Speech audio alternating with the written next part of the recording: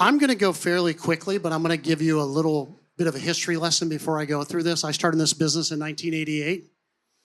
There were less than 100 craft distillers in the United States. There were only 1,900 wineries. The world was very large, and there were 3,500 wholesalers. Today, there's over 3,000 craft distillers, 11,000 wineries, less than 1,100 wholesalers. So the funnel to get your product out to the trade through the three-tier system is very, very narrow and hard. So, yeah, here we go. Okay, been doing a lot of stuff in my life, way too much. And I run now, right now, 33 wholesale, don't run, I'm the national sales director for 33 wholesalers around the country in 30 states. We formed an alliance to give mid-size and smaller people a path to market called the Independent Distributor Network. Everything they talked about, if you don't have that when you come to me, it's a no-go.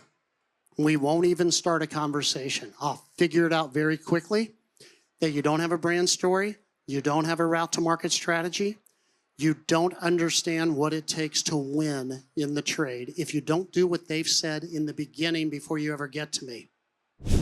Next to marketing and great product, having pricing is the most important thing you can have next to the two things they've talked about. You better know your pricing backwards and forwards. That's where all your profit comes from. If you don't understand pricing, you are going to fail in this industry. 52 countries, most states have different parameters for pricing everywhere you go. Is it a COD state? Is it a net 30 state? Is it quantity discounting? Is it case one? Is it bottle one? Is there a broken case charge? You better know all of that before you talk to me about going into a certain state. Do you know how to work pricing backwards and forwards? What's your landed cost? The distributor works on 30, the retailers work on 30. What's your price point? Is it a price point? Can you work it backwards? Is it a markup or a margin state? Most states are margin states. Is New York margin or markup? I can't remember. Do you have deal levels? What's your targeted retail? I can't tell you how many people I talk to. I say, what's your targeted retail? They go, I don't know. What should it be?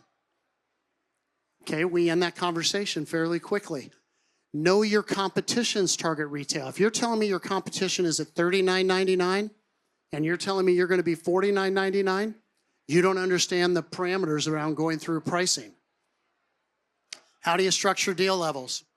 If you tell me you want, as a craft producer, you want your best deal at 15 cases, I'm going to tell you your best deal should be 2 or 3.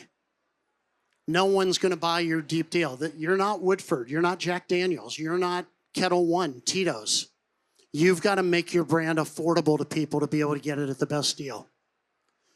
Do you know the tax and freight in each state? What's it going to cost for me to get it from wherever your distillery is to the states that you want to go to? Okay?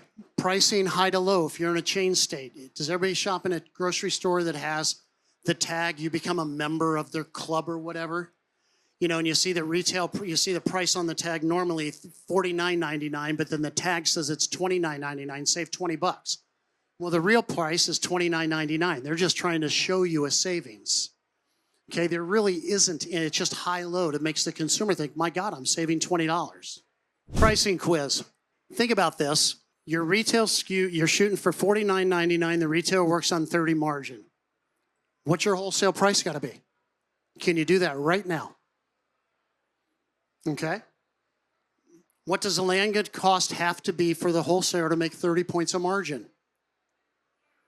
You should be able to do that right now with me, because I'm going to be able to do it on the phone with you or on a Zoom, backwards, forwards, inside and out, because that's what I do, is pricing. If the tax and freight's $5, what does the FOB have to be to hit that? You guys, you've got to be able to do that very quickly to have an understanding. So here's your solution. $49.99 times 0.7, $34.99 landed price, 0.7, $24.99 $49 a bottle, or $147 a six-pack. The FOB is $147, $10 tax and freight. So your FOB has to be $137 to be able to get to that price point. Does that work for you? Maybe not. Maybe you have to be, And don't leave money on the table. If you came to me and said your targeted retail is $47.99 or $52.99, if the retail is going to take the money. So you don't want to ever land at $47.99 or $33.99. The retail is going to go up to another price point. So work your pricing backwards and forwards so you maximize your own profitability. Okay? And this is just another pricing quiz. And sometimes you might have the wrong FOB. You might be able to actually have a higher FOB to hit the price point that you want. So this is why pricing is so important that you understand it. Aside from all the marketing, making great product, understanding pricing and being able to have that conversation with a wholesaler that you're dealing with is extremely important. And what these guys said, and I'll tell you this too, cut short and go deep. Less states, spend a lot of time in them. I call the shelf in a retailer the glass canyon. There's way too many choices today. What's going to make them want to buy your product? Getting on the shelf is step one. And until you can get that consumer to come back and buy you again and again, why would somebody take a whiskey risk on Black Butte if they've never tried the product? He's $49.99. That's expensive. Like he said, 2 hours of work of somebody. If the guy's used to drinking Woodford, why is he going to try that? Woodford spends $1 million above the line advertising. I mean, they just sponsored the Kentucky Derby. You saw it everywhere, right? If you watched the Derby. What do you think that cost Brown-Forman? Millions of dollars. He can't compete with that. But he can sit at a retailer and put liquid to lips and show that he belongs. So the guy's going to say, wow, I like this. I will buy this, that is from upstate New York. Never leave dollars on the table. Maximize your own profitability. My distributors are going to make their money. Make yours. Don't leave money for the retailer. Make sure your pricing works backwards and forwards to hit the price points you want in the competitive set you want. And do everything these guys are saying ahead of time about your brand story, your marketing. I mean, if you come to me and say, Mark, I want to go to 5 more states, I'm going to say, well, how many people do you have? And if you say it's you, I'm going to say, well, how you doing 50 miles around your distillery?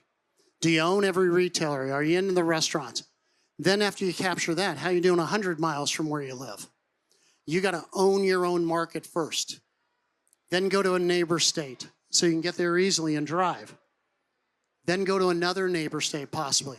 How many years have you been in Rochester only? Think about that. And he's winning. He's profitable because he's focused and knows what he wants to do. He's not ready for me yet. He's upstate New York. I mean, and where would he go if he did? Would he go to Vermont? Well, it's a control state, tough. So's New Hampshire. Maine, all control state.